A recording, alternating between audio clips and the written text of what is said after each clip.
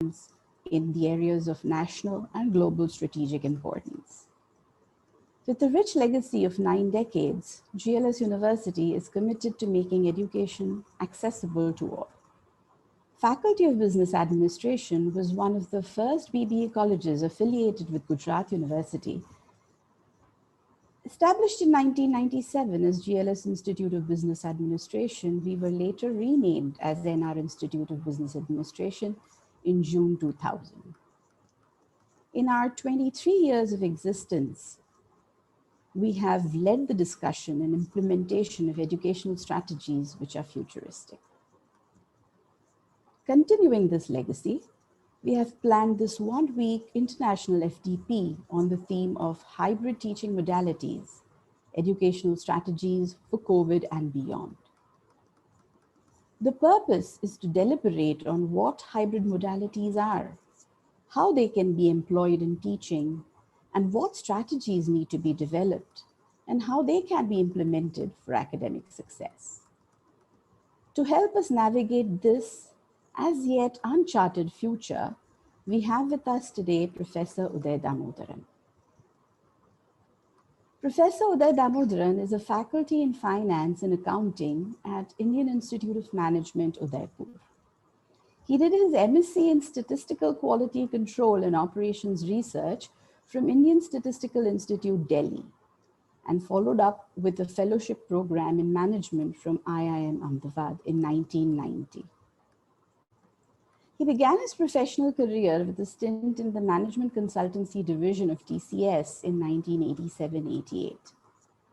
He got into academics the same year by joining Xavier Institute of Management, Bhubaneswar. In his 3-decade-long academic career, he has taught at Goa Institute of Management, XLRI Jamshedpur, and IIM Kozhikode. As said earlier, he is now with IIM Udaipur. His research work covers an array of areas ranging from risk management and financial decision-making to the more glamorous and thrilling areas of the Indian broadcasting industry and the one-day international batting performance of the Indian cricket team between 1989 and 2005. We welcome Professor Damodaran and request him to carry the proceedings forward.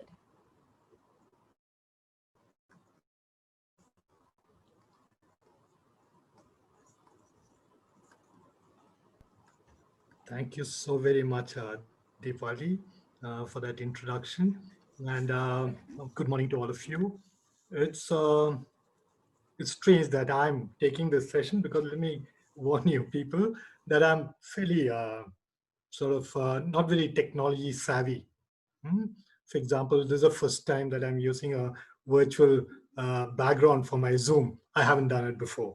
And I really don't know how to use many other tools on Zoom like polling and uh, breakout rooms and so on. Plus, I'm taking the session from home. And though we have sort of had redundancy in terms of a number of Wi-Fis, so you should be ready just in case I lose connectivity. Okay, so what I'll try and do is, and please do be open, interact, because I cannot hold forth for the entire 2 hours.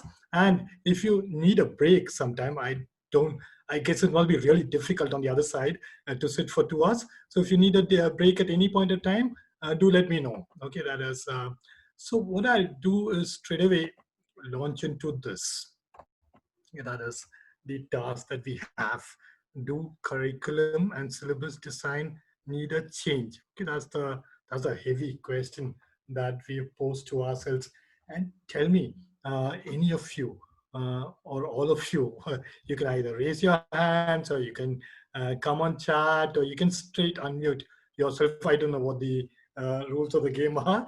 You can unmute yourself and speak. So do they need a change, syllabus and curriculum? Yes.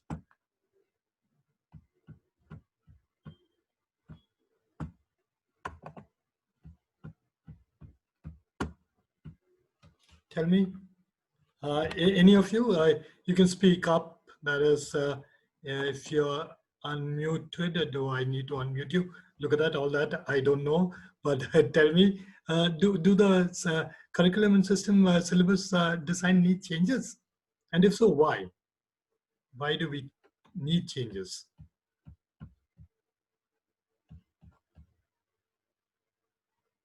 Anyone?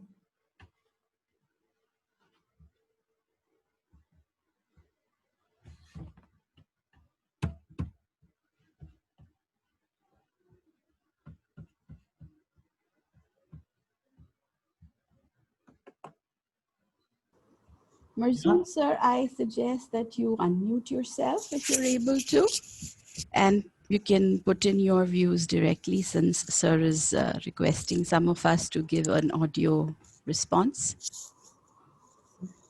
Because it might be that easier that way. So do tell me if you can now unmute yourself, if you're in control.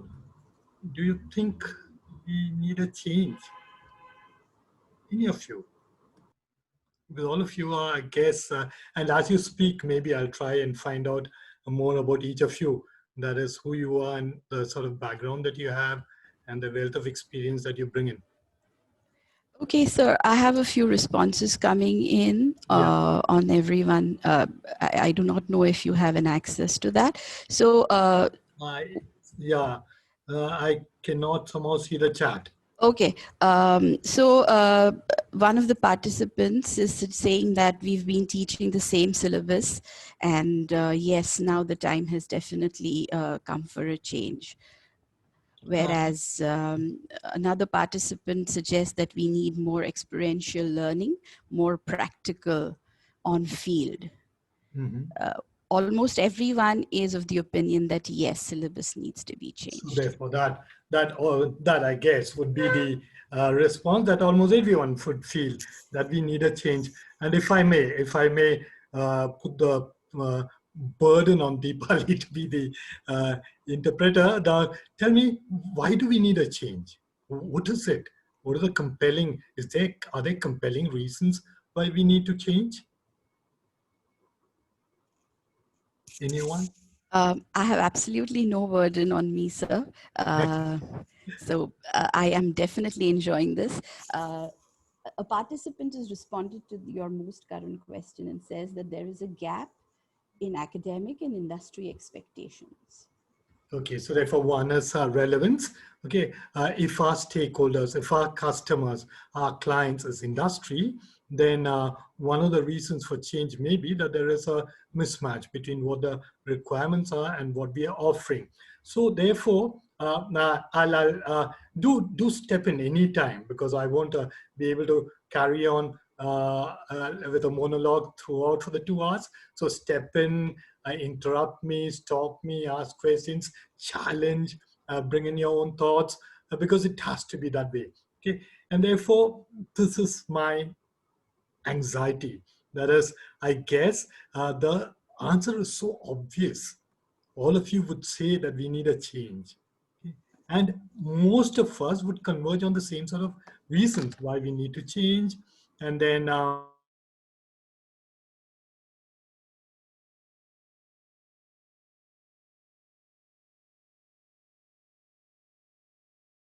maybe also, okay, now I got the chat also. I can see the chat.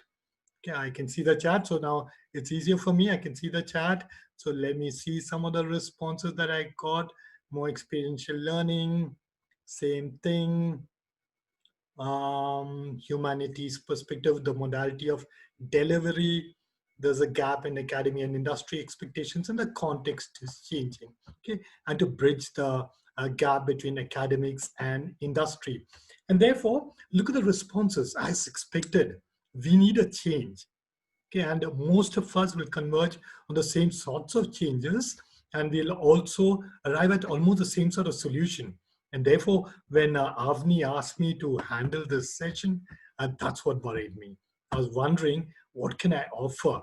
Okay, what can I offer? And Smriti says the Gen Next is expecting something new. True, the Gen Next is expecting something new, and therefore, uh, with all of this, I was worried. Then when Avni asked me to handle this, wondering what will I do, and first thing that I did is try to chicken out. I told her that, look, I'll suggest someone else. I suggested one, I suggested two, and then she said, no, no, why don't you do it? And finally, here I am. I've accepted and I've decided to do this. Why? Why? Largely because of Avni. Because she asked me, I couldn't say no, finally. Okay, I still remember the gracious hostess that she is. I guess I've never seen Ahmedabad, her city, the way that she showed us, took us around, introduced us to the city, gave us a glimpse of the thing, gave us a feel of the whole place. And that's why here I am. I'm trying to handle this session. And she gave me tips to sort of egg me on. She gave me tips. She said, all that you have to do is draw on your experience. Okay, that is, talk about what you've done. So therefore, I've taken it up. Okay, I've taken her tip and gone a little extra. So I'm going to give you an entire life history of mine right from birth. Okay, and therefore, if you get bored, blame her. Okay, blame her because she's the one who gave me the tip. What we'll try and do is spin a story around my life, and then try and see whether we can make sense. Put all of those things that we've said, put all of that into a structure. Can we put the dots in place first, and then connect them? Okay, that's what we'll try and do. So here I will go over the introduction that Deepali gave you, but I gone deeper. Okay, I come from, though I've not been there much in Kerala. I originally come from Kerala, from a place called Koilandi. That's my ancestral place, connected to Gujarat in a number of ways. Uh, for steady time, for example, when we had the island of Sokoto, the two trade routes, very, very popular trade routes, where people either would go to Gujarat or come down to Calicut. Okay, and therefore these are the two, depending on the direction of the monsoon winds, these are the two routes which were very, very popular. I did my initial schooling. I did my initial schooling in Calcutta. I did it from a school called Don Bosco, pretty well known for academics, very well known for academics. And then my family had to relocate. My dad relocated. We went back to Kerala for a short while, and then I was in a board, the ISC board, which was not very many schools were there in Kerala. And therefore, they decided to put me into a boarding school. That was the Trinity Lyceum School in a lovely little port town again called Koilon. A tiny boarding school with very few students, not one of those, not one of those super rich types, not the mountain wala types. This was very ordinary folk, but it was a boarding school. And then I went on and did my BSc in physics from Kerala University, Maharaja's College. But I was in love with statistics, crazily in love with stats. I went ahead and did my post graduation in statistical quality control and operations research from the Indian Statistical Institute in Delhi. And I was in love with that too. Would have gone on and done my PhD in stats, but then someone influenced me and suggested otherwise, and I decided to apply for the management programs in the IIMs and did my fellowship from IIM Bangalore. Okay, IIM Bangalore, the PhD from IIM Bangalore, and that's where I met that heart. There is my wife. That's where I met my wife. She did a PhD in economics from IIM Bangalore, and then we did from then on, CVs read the same, and therefore the me headline has sort of changed to us. Okay, that it was both of us joined the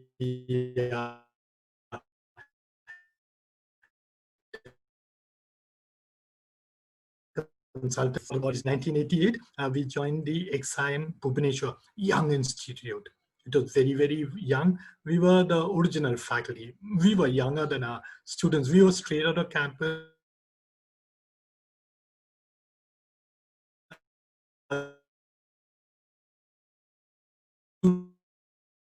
were somehow the earlier, the first and started the Goa Institute of Management. That is 6 of us, along with our director, founded this place called the Goa Institute of Management, which had absolutely no funds.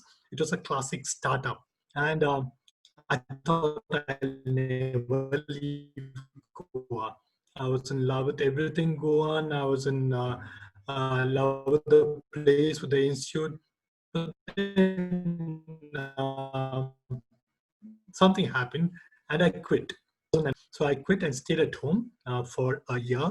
Uh, and then I realized that in India, a male cannot stay at home while the wife is working. Everyone wants to know why. And therefore, I went back to teaching, but I didn't know where to join. And therefore, both XLRI and IIM wanted me to join the 1 year at both these places. The contract said that I had to spend 120 days in IIM Code, 120 days in XLRI, and 200 days in IIM Code, and the rest of the time was left for me in Goa. So that didn't work out too well because there's too much travel. And therefore, both of us went to IIM Kozhikode, and that was my ancestral town, remember. But my 2 daughters didn't like Kozhikode at all after Goa, and therefore we quit and went to XLRI Jamshedpur, thinking that we'll go to IIM Shillong after 2 years, because I was very, very keen on going to the mountains. But then our 2 daughters again fell in love with the campus at Jamshedpur. We stuck on there for too long, 14 years. We enjoyed it. And then in 2019, we came to IIM Udaipur. So what we'll try and do is try and see education from the perspective. So therefore, I've done all sorts of things, gone through all sorts of systems, gone through a lot of transitions in teaching. Therefore, let's try and get concepts out of this. Look at this. Here was Calcutta, Don Bosco, very, very reputed for academics. Okay. There's no way. My brother people had given up on him in terms of academics. But then he graduated. He completed an ISC with a 97%. I was one of those first ranker, second ranker types, and therefore, if I'd continued in Don Bosco, I would have been somewhere there, okay, because it was known for academic excellence. But then we got uprooted, and then thrown into this tiny boarding school with people from ordinary backgrounds, but people from everywhere. Okay, it was a Christian missionary school, so we also had attached to us, we had a seminary. So many of my classmates were studying to be priests, Catholic priests. Okay, and this boarding school from standard 6 to 12, all put together, had only about 40 students. Okay, there were only about 40 of us in that boarding school, an ordinary place, and that is where I did my final years of schooling. Okay, now tell me, what might be the difference? Let me see whether I'll get your chat now, if I can. What might be the difference in these two learning systems? Here I am coming from a old renowned school in Kolkata and then Calcutta, and then going to a tiny school with a whole bunch of ordinary. The school itself had only 200 students and the boarding was about 40 to 50. Okay, the entire school was 200 students. And then I got into the system. So if you look at it conceptually, what might be the difference between these two systems and what might be the outcomes? Because in education, we keep talking about the outcomes. Okay, like many of you have already said, you said that we don't meet industry requirements. So crucial is, why are we doing all of this? Why are we talking about curriculum and syllabi? There has to be an outcome. There has to be an objective. So what do you think might be the difference between these two? Guess, try and sort of think what might be conceptually the difference in these two educational systems, which obviously had a better academic outcome. Like I told you already, it was my Calcutta school. Okay, and then there was this boarding school. So if you look at it conceptually, what might be the difference between these two? What, or if I may sort of egg you on, prompt you, what ails generally the education system, when we say that it needs a change, when we say that curriculum and syllabi need a change, what might be the weaknesses? What might be what is ailing the system now? Any of you? I'll give you a 1 minute, 2 minute break to think, to reflect, to come.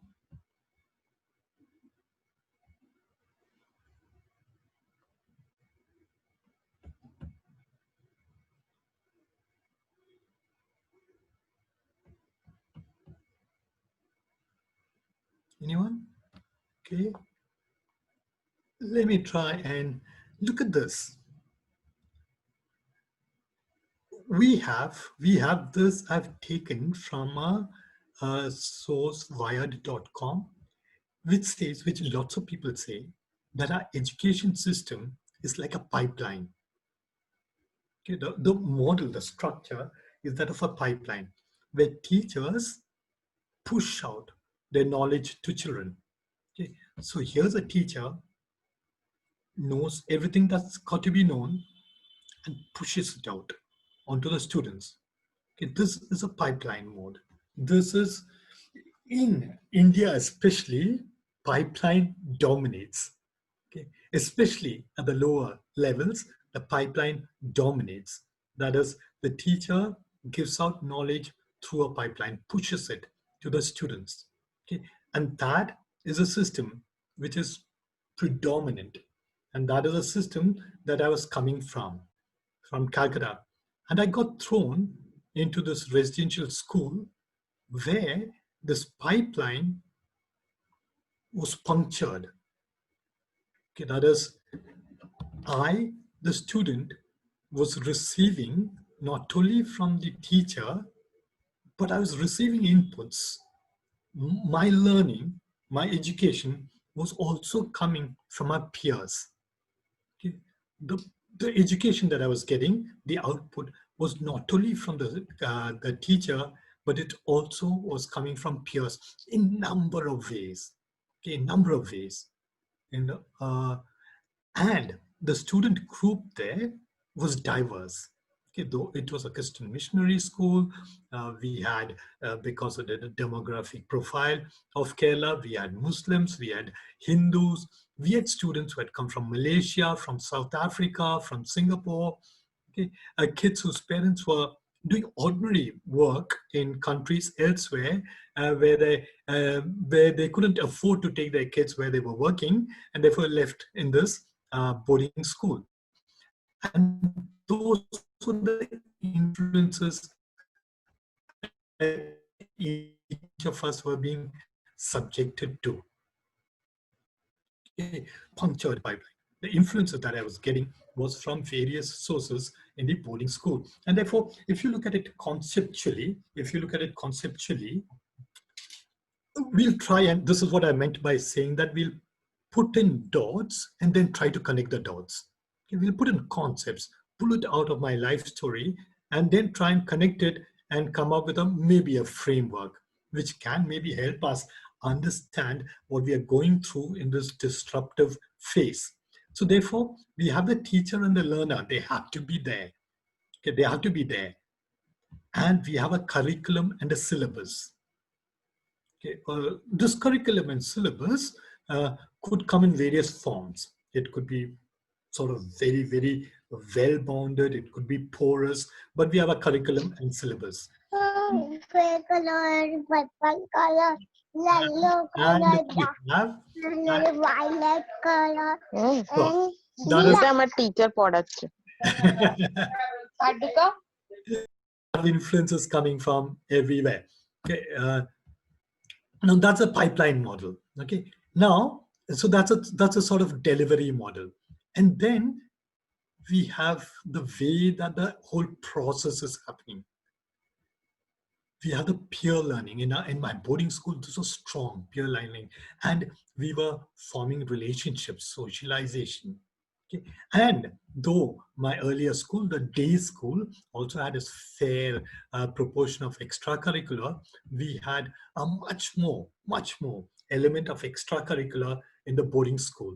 Okay, so therefore the question is, Okay, these are the elements. And when we talk about digitization and going online and synchronous and asynchronous and face-to-face, we have to look at these elements. Who's the teacher, who's the learner, what is the objective, what is the delivery mode, how important is socialization, what do we mean by extracurricular, how do we handle that in a different mode. So all of this together is education. This is what we'll try and piece together. Okay, now, that was the two schools. But the outcome, okay, the outcome, the educational outcome, what happened to these two groups? The one are my friends who continued in Don Bosco Park Circus, and my friends who came with me to the boarding school in Koilon. It's almost like a natural experiment.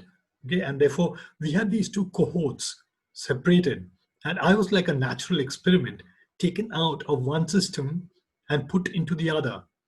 What is the outcome? I I was considered almost a genius in my boarding school, because I managed to get, finally for my board exam, I managed to get only 77%. Okay, that in Don Bosco would have put me right at the bottom, because I don't remember any student who would get scores below 85. And therefore, here academically, here I was, suddenly from one system gone to the other, and I've got 77%. But even today, my friends from boarding school, when they talk to my wife, etc., say, oh, this guy, imagine he got 77. 77 was big. Okay, 77 was big in my school in Koilon, was nothing in my school in Calcutta. So what did my friends from Calcutta, Don Bosco do? Where would their lives have gone? Very predictably. IITs, okay, many of them went on to the IIMs.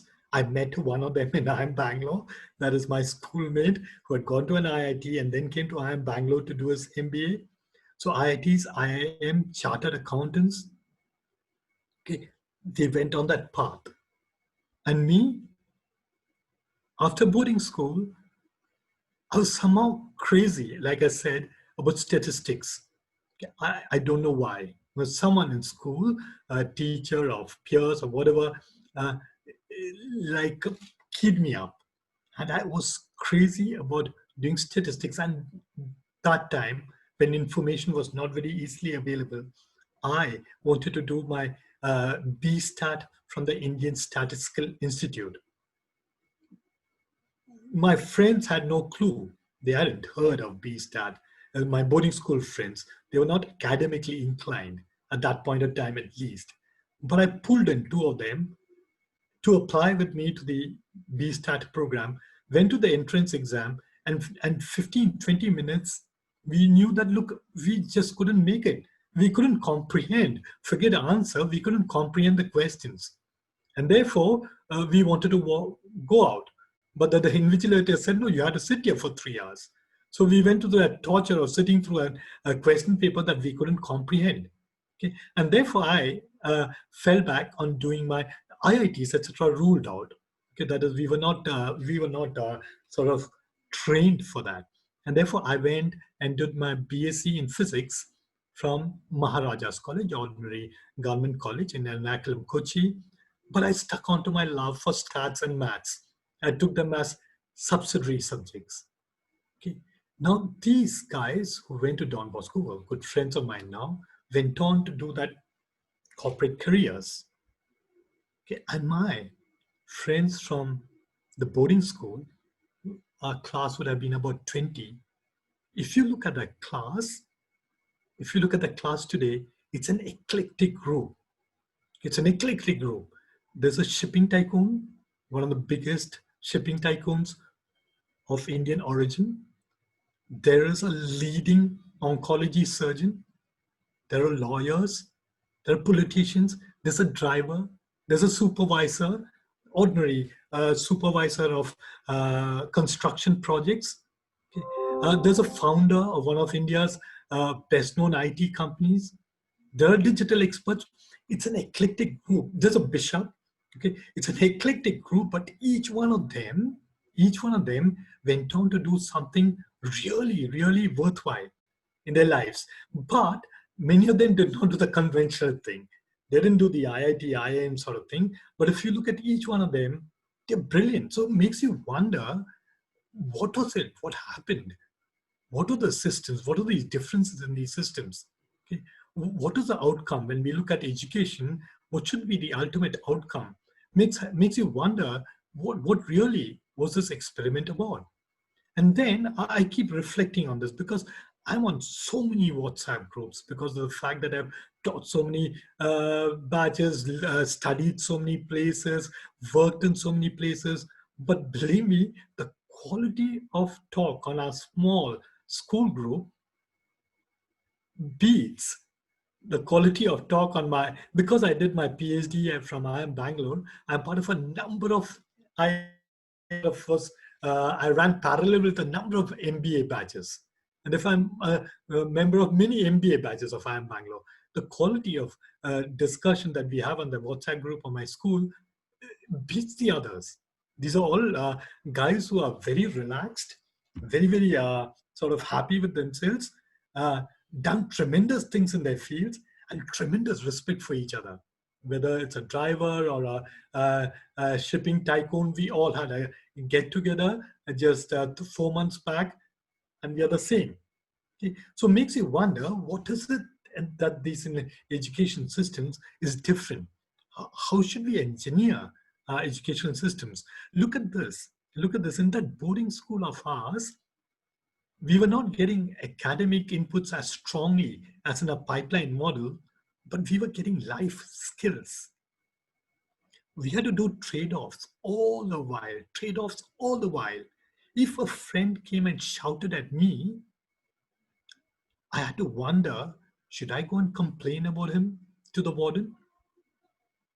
What is the trade-off? What will happen to him? What will happen to me? If he slapped me, I'll have to wonder, uh, physically abused or sexually abused or whatever, you'll have to wonder, when do you open up? If someone is being ragged by someone else, you have to wonder, when would you step in? If you're told that you can either have a jalebi or a rasgulla, you can't have both. It's a trade-off. Okay? When you're greedy, when you're at home, when you say, I want both, you're not making a decision. There's no trade-offs. Whereas right through in our stay there, we were actually making decisions. We were standing up for someone who felt homesick. We were standing up for someone whose mother had left him and gone off. So while you were wild and boys and violent, you were also soft. And therefore, all of that is the life skills. And then you wonder, if you had to digitize this, if you had to make it online, at the primary school level, what can you digitize? What can you make mechanistic? And what do you actually need? Lots of face-to-face. And that's why we say that maybe at the lower levels of education, you can't go totally virtual. However much your augmented reality is, virtual reality is, how good your bandwidth is, you need that element of face-to-face. You need that noise. You need that uncertainty. You need kids to make decisions for themselves. And therefore, if you look at it in this model, we are saying that we have to now, by the way, what I've done here is, as the new dots are coming up, so that we don't get lost, I put the new ones in red. Okay, the ones that we are adding on in red. So therefore, we have, when we talk about an education system, like some of you said right at the beginning, you talked about validity and the gap between what industry wants and what we want to give. So we have to wonder about outcomes. What are the outcomes that we are looking at? Okay. And one outcome is our life skills. That's what education is about.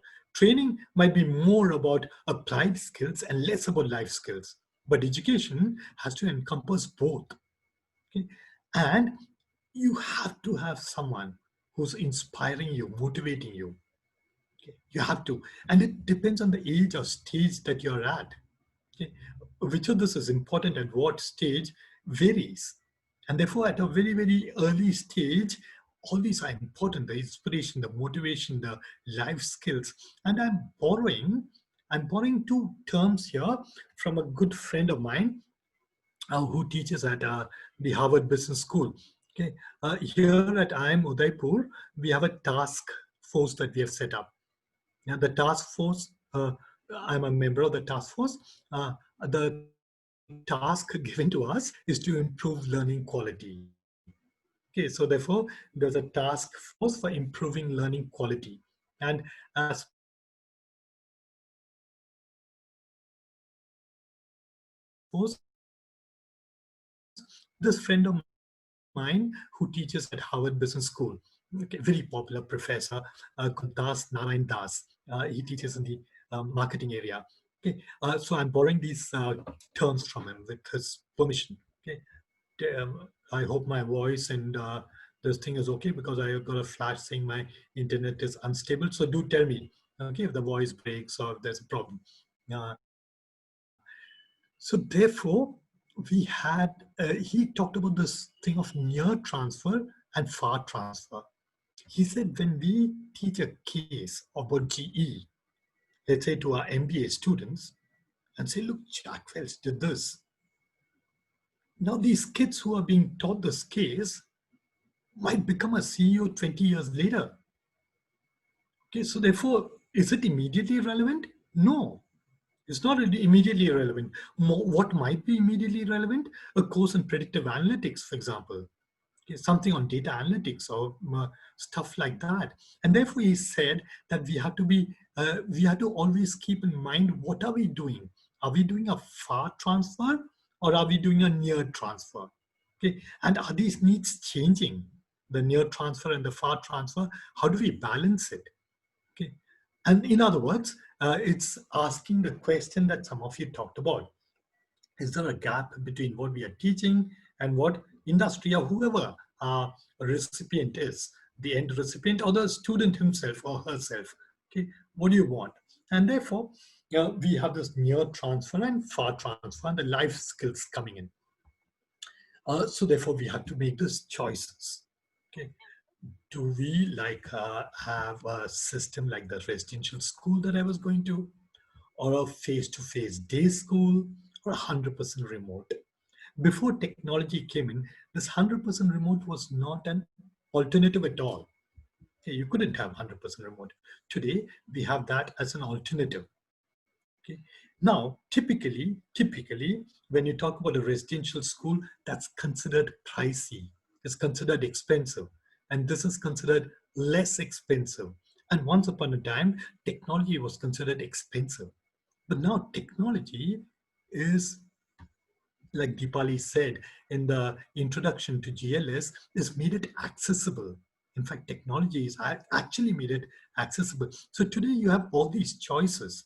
But then if we have a rural village kid today who does not have access to a school, but if technology can allow classes to be beamed there, he or she gets only those beamed classes. What she or he is missing out is that face-to-face which would happen in a classroom, or that face-to-face which would happen in a dormitory in a residential school.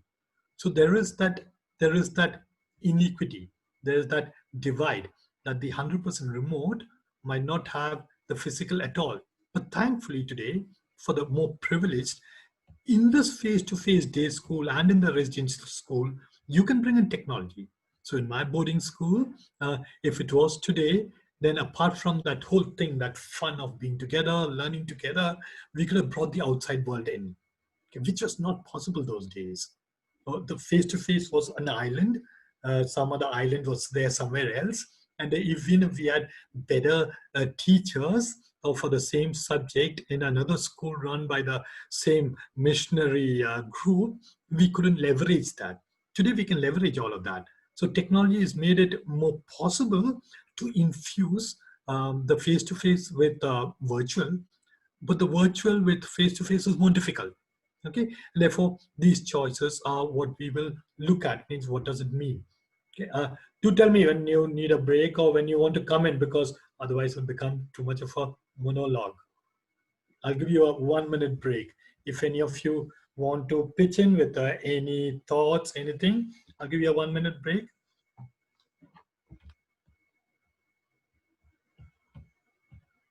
Any questions, any clarifications, any thoughts, anything that you want to feed in?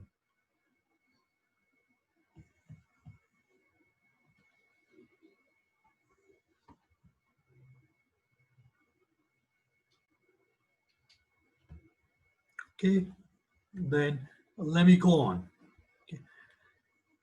Then I went on to do my MStat from the Indian Statistical Institute, Delhi.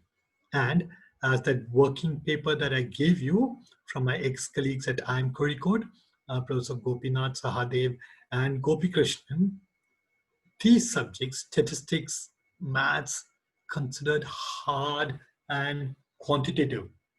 It's considered hard and quantitative. So tell me, in subjects like this, is face-to-face more important or less important? Subjects like maths and stats, is face-to-face more important or less important?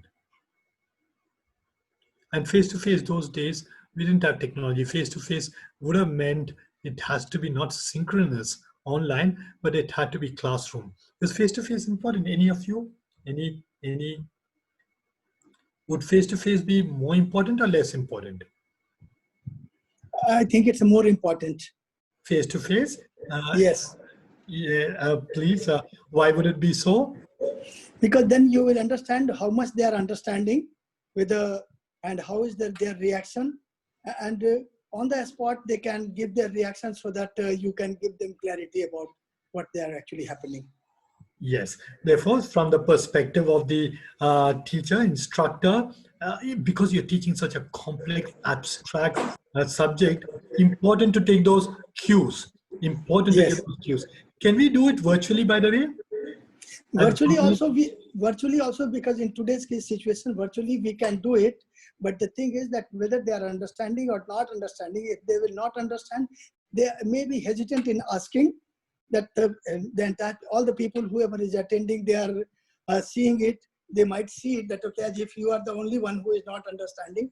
In fact, in the class situation, many people are not understanding, but they are not asking question. You know. True. But when you are facing it, then if you are not understanding your gesture, your posture, your movement, everything will tell us that whether I am getting across to you or not. True. So therefore, one important thing of face-to-face is that the cues that you take. Okay, Yes. from body language, from gaze, from inattentiveness. Yes. All of that. Yes. Anyone else? Any other thoughts? By the way, let me take an aside. Let me take, like Deepali said, one of my areas of interest is sports. So I've done some amount of work of applying statistics and finance concepts to sports. For example, to look at a cricket team like a portfolio. Okay. Now, through that, I got this amazing bunch of other friends or co-professionals who work in the area of sports. And look where technology is going to take us. What Professor Sinha talked about getting those cues. Look where Yes. technology is going to take us. Imagine there is this guy, my friend, who's a Sri Lankan, who was working with the Badminton Federation of Malaysia, coaching Malaysia's top badminton players, and who's now working with Tennis Australia. Okay, working with Tennis Australia. Guess the technology. He's a technology guy. Guess the technology that they are working on. Okay. In other words, I'm saying that I'm digressing to say that technology, it's amazing the sort of things that technology is attempting to do. What he's working on at Tennis Australia is a technology whereby they will look in tennis between games. You go and sit at the sideline. You have your toweling time. You're sitting on the chair, shaking your legs. You kept the racket there. This technology, what they're trying to do is take the visual of the player and read the emotion. Okay, read the emotion. If it is Djokovic or Federer or whoever it is, read the emotion and use that emotion to predict what the person will do. Will he be more aggressive than usual? Will he be more defensive? Is he more confident? Is he less confident? That's the sort of things that technology is trying to do. So maybe in some time you could have technology which will tell us, hey, on a virtual medium, which might tell us, hey, this student seems to be having a problem. But right now, face to face is that is the advantage of face to face. Okay, that is we can take those cues. That is from, like Professor Sinha said, that's from the point of view of the instructor. Now look at it from the point of view of the learner. We in ISI, our class size was 7. We were just 7 of us sitting in a classroom. I remember this professor, C.G. Bhattacharya, brilliant, used to teach us linear algebra. Okay? And Professor Bhattacharya would come to class. He was brilliant. He would come to class while teaching. Somewhere he would get stuck. He would make a mistake or get stuck, and then he had this habit of breaking the chalk piece. Within about 12 minutes, he'll be surrounded with chalk pieces, okay, broken chalk pieces. And then one of us, a brilliant classmate of mine, would say that, sir, I think that's what went wrong. We are thinking along with Professor Bhattacharya. And when the student says that, we're also watching. Okay, then Professor Bhattacharya would look at him, take a cue from his look, go back, and then solve it. That, imagine if it was done in the virtual medium. If a professor suddenly gets stuck and for 12 minutes breaks a chalk, I guess I would put off the video. Okay, that is, you would say that, hey, what's happening? Because there is that impatience, because you want the next frame to come. But in the physical classroom, that class, for example, linear algebra for many of us became one of the most popular subjects. But Professor Bhattacharya, I think on a modern medium would have been boring, because it would come like that. He would stop. And therefore, though it was hard and quantitative, though it seems as if it can be made or like a computer-based training thing, actually face-to-face had its advantages there too. Okay? But now, the sort of thing we had now from there, after my MStat, where do I land up? I go and do my PhD from IIM Bangalore. Look at the change now. Okay. Here is a subject like statistics, which in ISI, we didn't hear, we didn't hear, we didn't see symbols. We didn't talk English. We were talking literally, we were talking Greek letters. Okay. A subject like economics, like some of you said, if you look at it, it looked so impractical. Our economics course was just matrices. We understood economics as matrices, not as economics. And suddenly I come to this other setting. I'm Bangalore, where everything is a story. Even statistics is like English. Okay, case study. Who on earth thought that he would study statistics through a case study? And suddenly here I was in a different setting where you're asked to respond, where you have to flipped classroom. You're asked to read and come and challenge. Okay, and therefore we went from that soft, from that hard quantitative thing to what Gopinath and Sahadev calls the soft practical subjects, OB and marketing and communications, and a bunch of students who were far more demanding, who were far more placement focused, outcome focused, and lots of them, by the way, lots of my batchmates at IIM Bangalore were coming to a hostel for the first time in their lives. Okay, they were coming to their hostel for the first time in their lives. In India, very many people don't go to hostels at the undergrad level, UG level. So therefore, for many of them, this was the first time in their life that they were coming to a hostel. For them, it was like the boarding school to me. So they were learning life skills later. They were learning to cooperate. They were learning to work in groups. Okay, and I got introduced to more diversity. I thought that I'd seen diversity already, but things like the caste system, which honestly I was not at all aware of. It sounds foolish, stupid, but I was not aware of the caste system till I went to IIM Bangalore. Okay, and therefore suddenly you had this whole thing. You're growing up.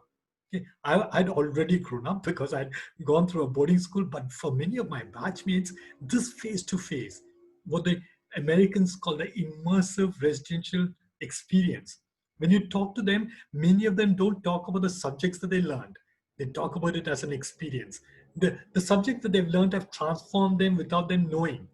But what they are aware of is the fact that they've changed as people and they forge relationships. Okay, and look at this. This is from that article which has become fairly well known. Govindrajan and Srivastava. They wrote this article. I didn't give this as a reading because I was not sure about the copyright things. Some of these articles, they made it free, the COVID-related articles. So this came in the June issue called a post-pandemic strategy for US higher education.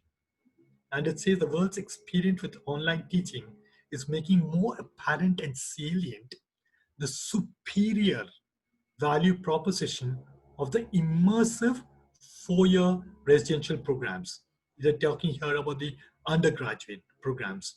Students get to live on college campuses away from their families, perhaps for the first time in their lives, and engage in open-ended discussions, joint problem solving, experience-based learning, and conflict management in classrooms. This interaction, look at the outcome. This interaction with other students generates confidence. That's what we built up as kids in our boarding school quite early. Generates confidence, brand loyalty. That school, nobody in India would know about it, but we have a strong loyalty to that brand. Okay, camaraderie, lifelong friendships, and a unique feeling of community. They develop communication skills because you're more confident, you're more clear on what you're saying, emotional intelligence and networking skills. And therefore, it says an intense residential experience builds in them a sense of place, which richly fosters identity and self-reliance. So strong of our campus-based programs like the IITs and IIMs, but even strong for kids who go and do their undergrad in, let's say, Bangalore, who live in PGs and so on. Okay? And therefore, this is what the learning beyond the curriculum is, and which the face-to-face seems to encourage. And therefore we have this word which I'm not really fond of, this word that MBAs use a lot, but I put it there.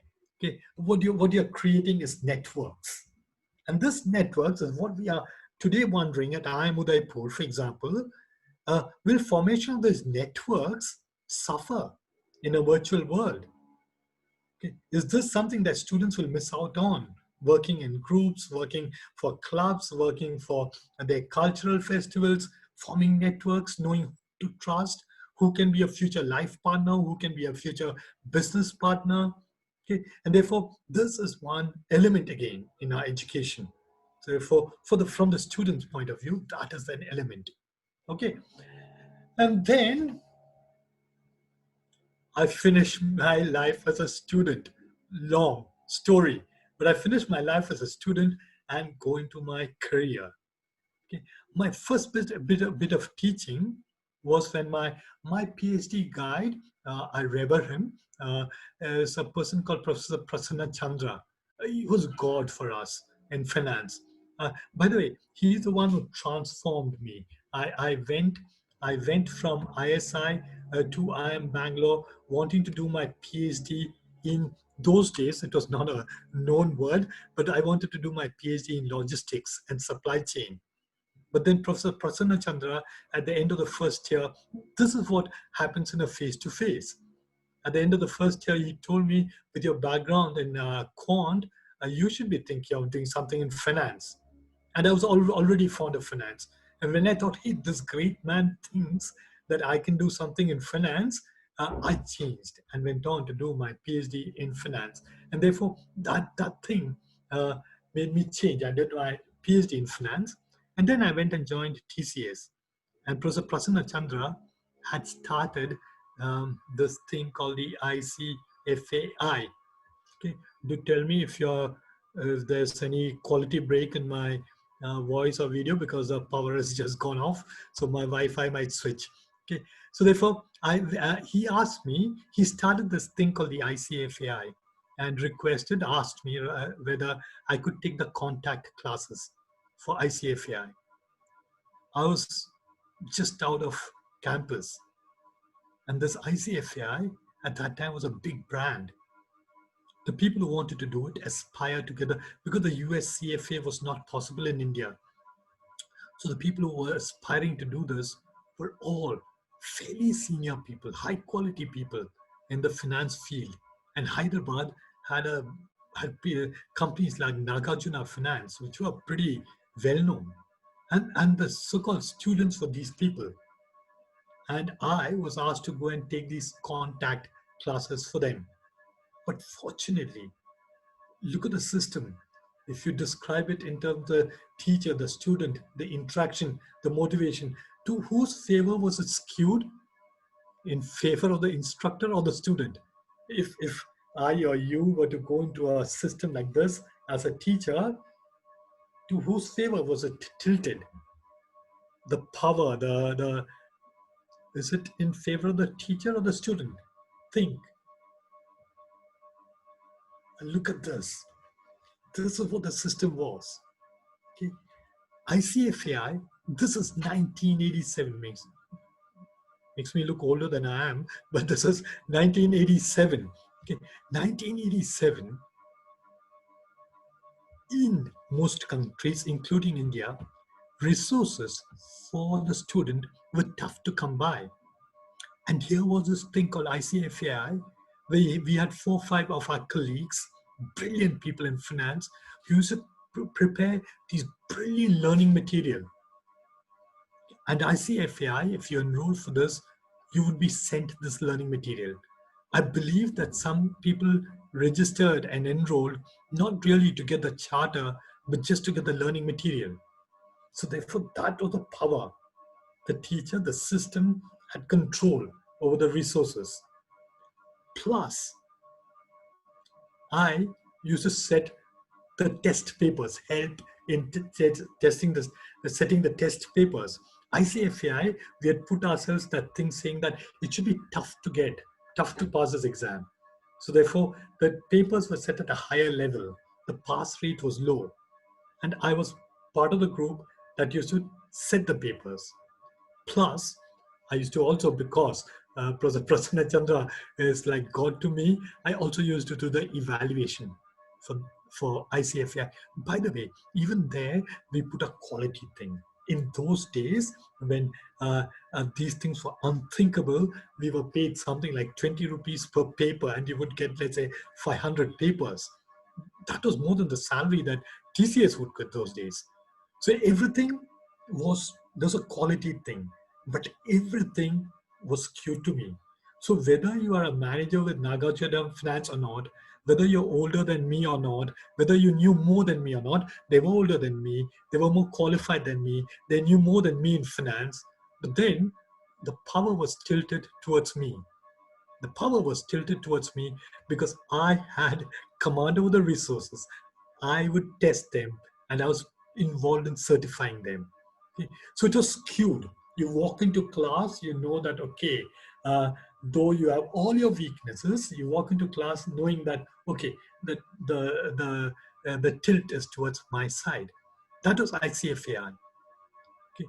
And then after 1 year of TCS, we decided, my wife and I decided that let's try, we were not happy with the corporate job, decided let's try a teaching career. So therefore, look at these.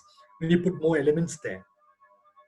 So whatever curriculum or syllabus design you're going to do, whether it be face-to-face or synchronous, online or asynchronous, then in the education system, these crucial things come in. Okay, that is, who's going to test? What are the resources? Would the resources be ring-fenced? Would it be freely available? Would we control the resources? And crucially, the brand, the certification. Do I have powers to give a degree? Can I only give a certificate? Will it only be a charter? Okay. And that tilts the scales always in favor of the provider of education. It's always against the student, always against the learner. Okay, whether it be in an IIM or IIT or a university system, it's tilted against the student. We have the power, in a sense, saying that you might fail in your exam, or I'll set a tougher thing, or be careful, you're not headed the correct direction. So we have all of those elements coming in. Okay? And then I go to IIM Bhubaneswar, 1988. Okay, and what changed? What changed? By the way, this is the beginning year, 1988. So I was there from 1988 to 1993, 5 years. Therefore, even if you don't respond, because it's messy, this response thing, even if you don't respond, I'll give you a gap of half a minute, 1 minute to try and guess, play a game, try and guess, put yourself into my shoes in 1988 to 1993. So what do you think changed? Because it's like a game now. Okay. Therefore, what do you think changed from the perspective of this entire education delivery process? 1988 to 1993.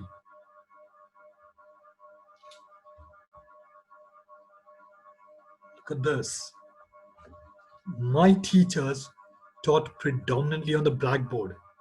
I started using OHPs. Okay, that is those messy transparencies, as we used to call it. But IIM Bhubaneswar had some of the best projectors. Those OHP projectors were very high quality. The clarity was good. We had resources in terms of secretaries who would type onto the OHP, so it was clear. We didn't have, some of them were handwritten, but if you did it in time, it was very clear. By then, we had databases, the Bombay Stock Exchange directory, which as a student was a struggle for me. It became easier for my students. It would come faster. Okay, so therefore the students had data much faster. Computers were more ubiquitous. We had more computers. We had a computer lab.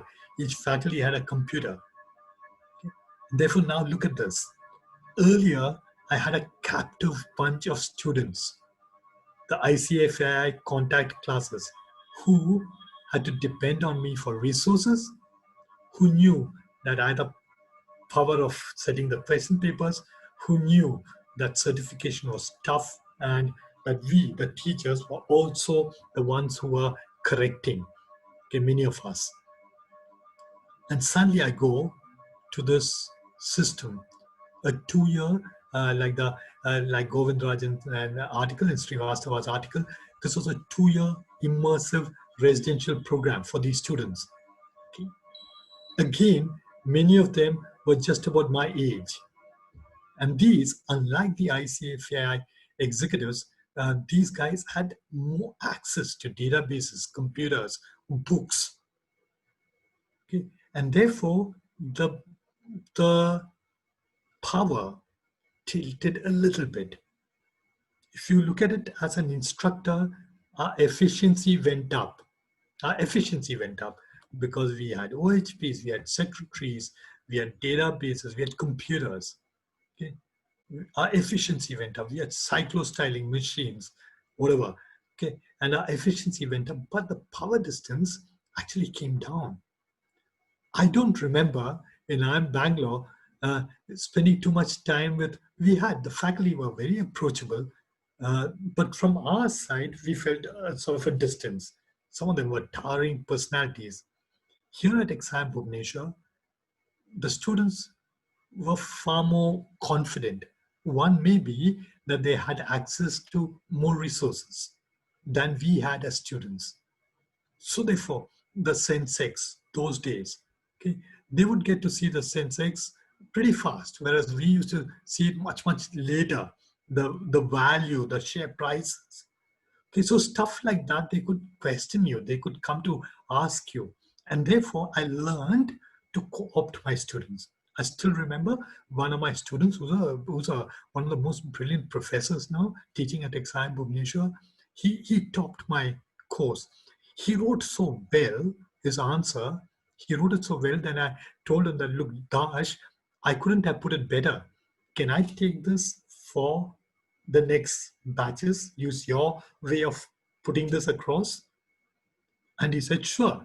So therefore, it changed. That is, knowledge it's not a pipeline all that much, but still we had tremendous power.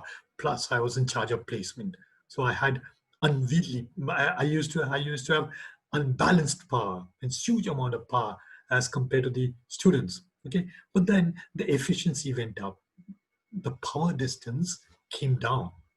Okay, so therefore now we bring in another key concept in educational systems: efficiency, reliability.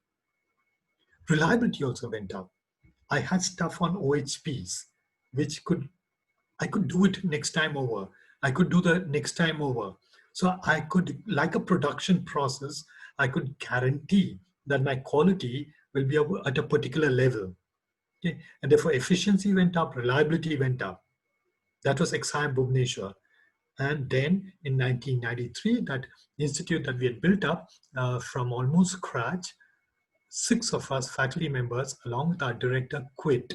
Like people walk out of an ad agency, we quit from IIM Bhubaneswar and went to Goa and started with zero funds, zero resources. We started the Goa Institute of Management, Panjim. That was 1993. If you remember the timelines, I spent time till 2001 at Goa Institute of Management. So we are talking about 1993 to 2001. And since we got all these now, we got frameworks now. Tell me, 1993 to 2001, again, as a faculty member and as a student, 1993 to 2001, what changed? Were there big changes? Carrying on in the story of, let's say, something like Exambi, think, go back to that phase and tell me, because each phase that we go through, we think now that we have never seen times like this ever before. But you keep thinking that each time something happens.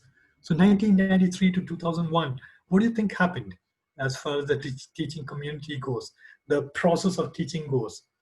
What do you think changed? Think.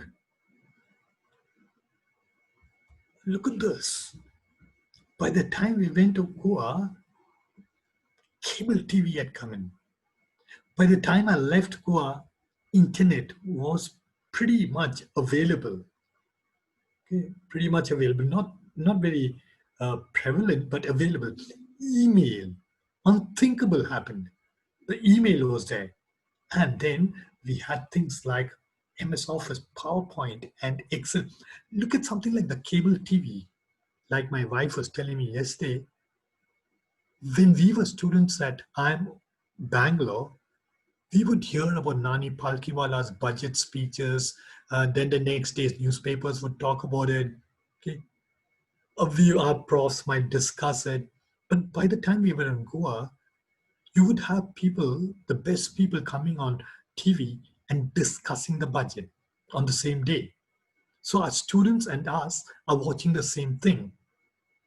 So you can't go and tell the students that, look, this is what the budget said. They do know it. You have to add value.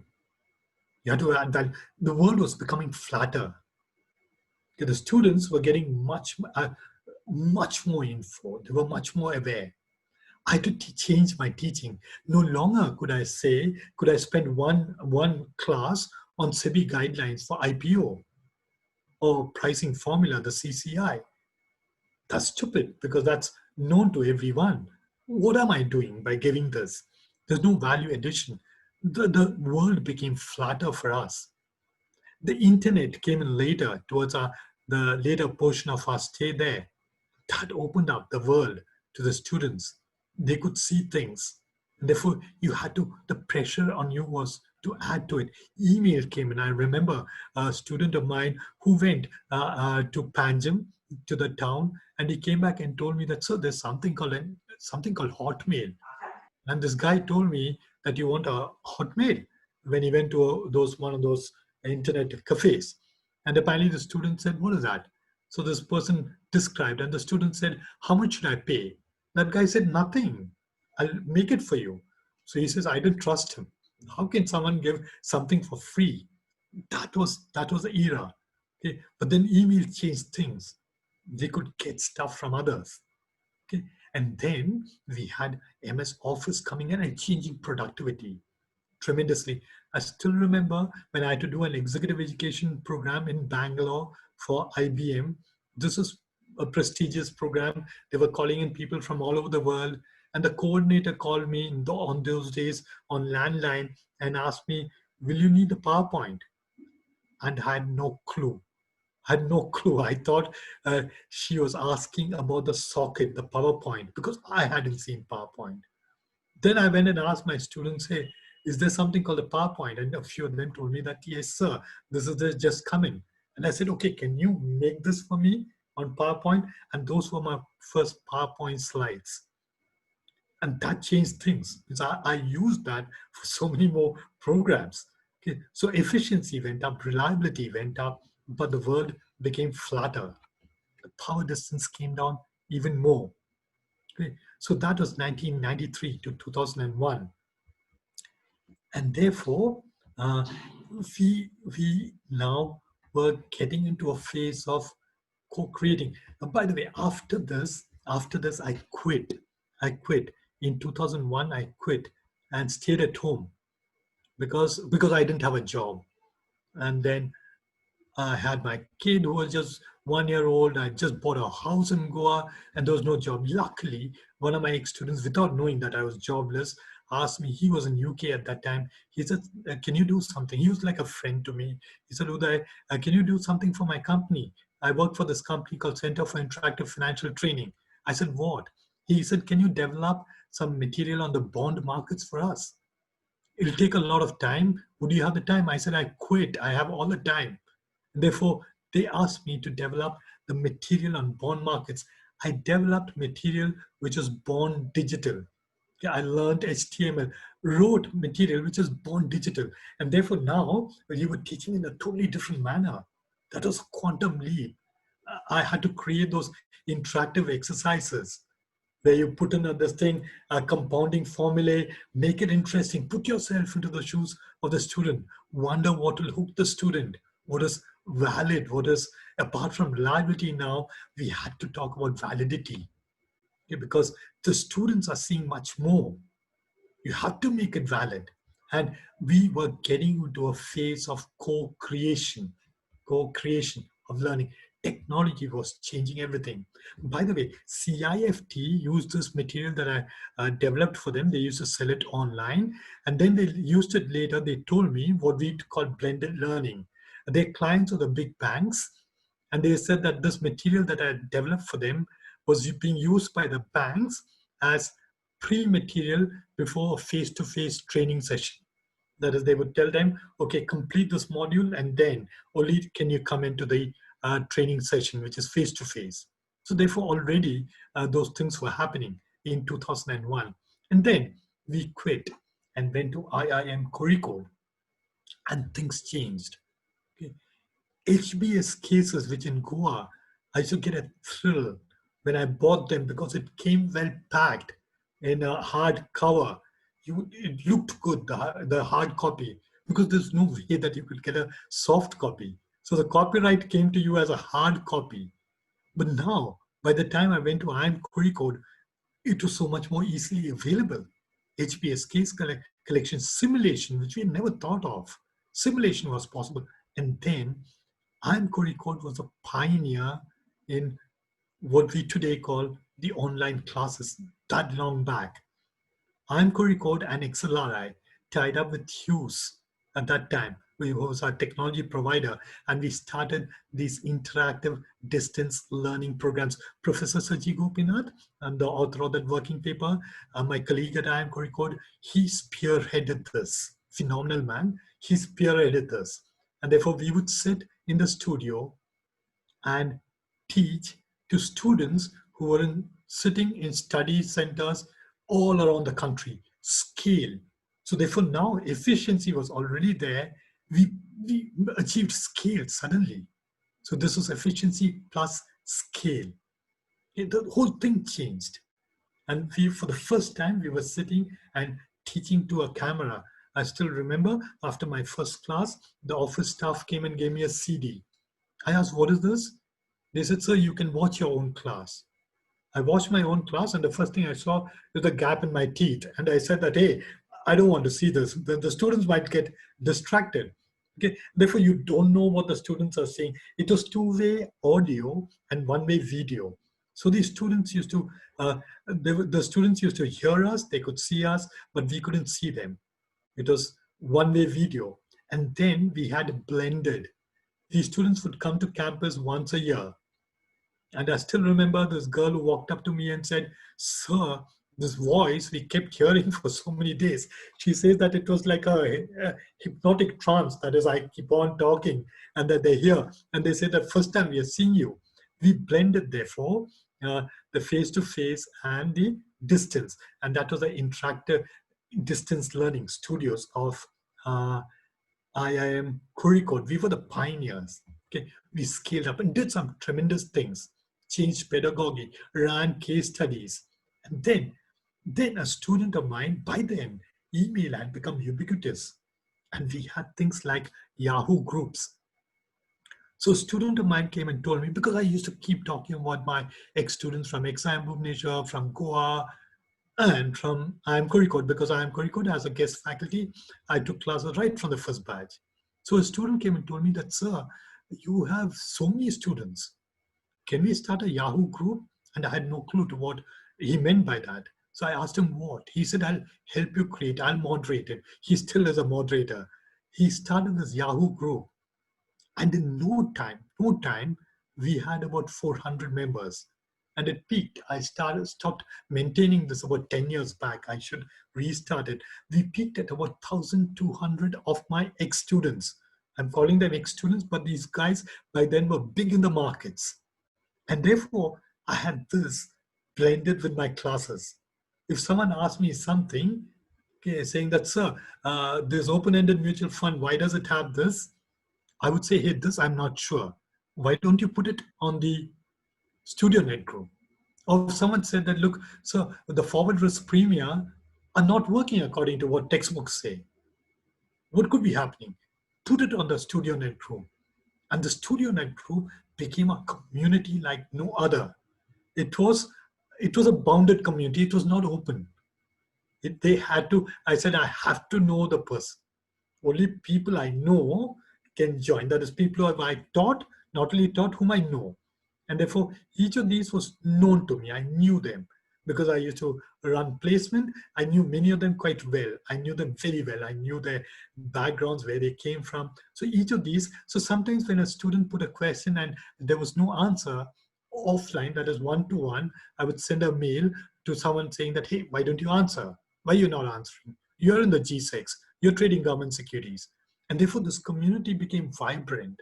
So vibrant, I had a case years later where in Hong Kong, in one bank, Deutsche Bank, a student of mine from IIM Udaipur, a student of mine from XIM, and a student of mine from GIM met in the branch. They were all working at the same place. They hadn't met each other in flesh and blood ever, but they knew each other very well from StudioNet. So that is the community that was possible, unthinkable for my professors who had taught me. Therefore, we were leveraging technology, using all of it in all these things. And what is the sort of danger? The danger is that it was not a unreal danger, it was a real danger. The danger is that you say something in class, a student on this community asks, is this true? And my ex-student, without knowing that I was the one who said that erroneous thing, would say, hey, this is stupid, how can it be? So therefore, you become humble. You know that, hey, students know that, okay, you are open to being corrected. And therefore, students also become open, because closedness is the last thing that should happen in education. And this technology was making us all open. And we leveraged it. And I had this group called StudioNet, which is still live, but I don't sort of maintain it. In other words, I don't get my current students to ask too many questions there. I don't egg on people to respond because it takes a while to do that also. But if I could have an assistant who could do it, that's how you can create communities of your own. And therefore, now we could create learning communities unthinkable in the all physical world, unthinkable without technology. Okay, so these are the elements that you can keep adding on, keep adding on. And then 2005, we quit and went to XLRI and remained there for 14 years till last year, till 2019. So what happened? What happened? The world changed. The world changed. And if the world changes, obviously you have to change. Otherwise, you don't exist. Okay, without your knowing, you change. How did the world change for us as professors, as teachers? Web 2.0. Web 2.0, the two-way communication changed the world. Okay, that is, it's no longer a pipeline. It's not someone pushing down things. It's a two-way lane. Okay, it's a two-way highway. And therefore, Web 2.0, social media, user-generated content is not one way, it's two ways. Virtual communities, bandwidth became so easily available. And therefore, students would walk in demanding good bandwidth, devices like smartphones.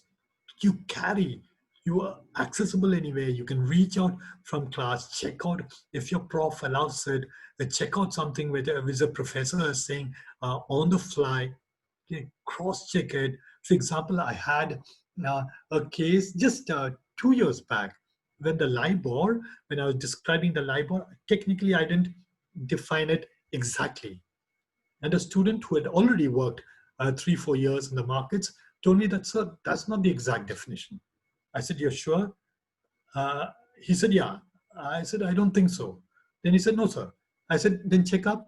And in class, he checked up and he was right. Okay, he was right. And I said, okay, yeah, the wording of the LIBOR, the wording, it was about the word that is used to describe the London Interbank offer rate. The wording, he was right. Okay, so therefore, the world had become flat. And then we had just like IIM Code, XLRI 2 had gone big way into virtual interactive learning. Again, like Professor Saji Gopinath at IIM Code, we have Professor Ashish Pani, the current Dean of XLRI. He was the one who spearheaded that whole thing. He was evangelical about virtual interactive learning. So much so that XLRI in no time, revenue-wise, virtual interactive learning became huge because it was scalable. The HR certificate of Excel was very much in demand. Finance and other things became more popular. So we started running batches after batches, certificate programs. Look at it again, unfair. Okay, that is, you might be the same faculty teaching almost the same thing, but then we had at the providers level, you have something else that you control. You make a distinction between diploma and certificate. So we had these whole certificate programs, again blended. They would come for 2 weeks in a year to the campus, and they would love that. They would come during the summer term when we didn't have our regular students on campus, and therefore they could interact much more with us. So some of the courses we used to do face-to-face, and the rest of it we used to do like the courses in law. We had a phenomenal star prof in law. He said, I can't teach it online. It has to be face-to-face. And therefore, his course, for example, was face-to-face. Okay? And therefore, we had this blended thing. And we had built up a good learning management system. And then we had stuff like Bloomberg. Imagine, things like that came into campuses. And when we got our Bloomberg terminal at XLRI, I continued teaching at IIM Code as a visiting faculty. When I went to IIM Kozhikode, my colleague there said that, Uday, what do we do now? We are irrelevant. I said, meaning? He said, these kids have got Bloomberg terminals. Why do they need us? They've got the entire market in front of them. They got the Bloomberg market concepts, the Bloomberg University. They got everything. Okay? And therefore makes you think that what should you do?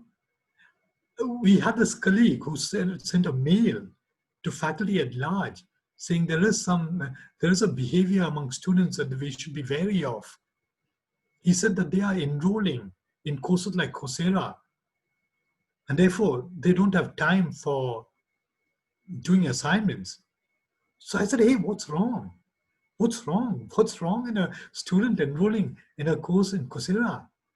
What's wrong in a student reading up on Bloomberg market concepts? In fact, we should direct them. We should say, do this course in Coursera. And I finally, in 2016, could manage to get my PhD student in finance at XLRI while I was one-to-one. He was my only student. I told him to enroll because there was a good PhD level course in Coursera at that time. I told him, do this in the same subject, do this. Okay. And therefore, all this came in, which could have actually shaken us. The MOOCs, guest faculty became far more easier to pull in. You could pull in the world into the class, and the class goes into the world. And therefore, things had changed. Things had changed. Actually, long before COVID, for us, things had changed. We thought, by the time I left XLRI, we were running huge number of executive programs on this virtual platform. And I used to enjoy taking them because they were very interactive, far more interactive than the physical classes. Okay. And we had studios, state-of-the-art studios, alpha, beta, gamma. We had studios for Hughes, we had studios for Reliance, we had studios for Time, we had studios for ICICI. We had tied up with different technology providers. And therefore, we had a bouquet of these things, bouquet of programs, bouquet of technology providers, each having different features in their proprietary systems. And therefore, people went overboard. We had faculty because this was paying, because they brought in money. We had faculty who gave up on their personal life, who would teach regular face-to-face, daytime, night, teach in the studio, Saturday, Sunday. These studios were full. It was like a factory. You go to on Saturday, Sunday, you would have voices coming from each of these studio rooms. And that was how things changed. Okay. Technology made efficiency on scale, and power distance was gone. You had students who could be much better than you. Fortunately or unfortunately, unlike the Harvards, we don't get too many students with strong experience in India coming from good banks or hedge funds. If they had come in, we would have been even more on the back foot because we had to give them value, give them more than what they already know. And therefore, I tried my own flipped classrooms. Okay, I tried my own flipped classrooms in XLRI. For example, I did this with one batch. I told them that I'm going to experiment on you guys. Okay, instead of me providing you stuff, I'm going to flip it. Flip, not in the normally used term of flipped classroom, but I actually flipped it. So what did I do? I told them that, okay, bring your laptops. And then in finance, when we teach valuation, we have various valuation models. We have something called the dividend discount model. For all these models, you need to take inputs in real life. You have to take inputs, plug it in. Normally, we would do it like a case or a problem in class and say, this is it, this is it, this is the growth rate, assume this. Instead, I told them, bring your laptops. And I started it live. I said, okay, you know this company? They said, some of the company that I gave was not one of the very well-known stocks. So some of them didn't know the thing. I said, Google it. So they all got in there. Then I said, okay, if you had to look at the stock price, then I said that, do you think this is fairly priced? I asked them to sit in their groups, and said that, okay, next half an hour, try and figure out, however you want, try and figure out and tell me, go wherever you want, go to analyst recommendations, go to databases, to go to the company website, okay, and tell me, arrive at, and then our system crashed. That is, there's too much load with all of them. So we went to the computer center. I took the whole class physically to the computer center, and they was animated. They were all animated. They each group calling me saying that, sir, this side says this. How do we? There are different figures. How is it so different? I said, that is real life. Now try to figure out, why are these figures different.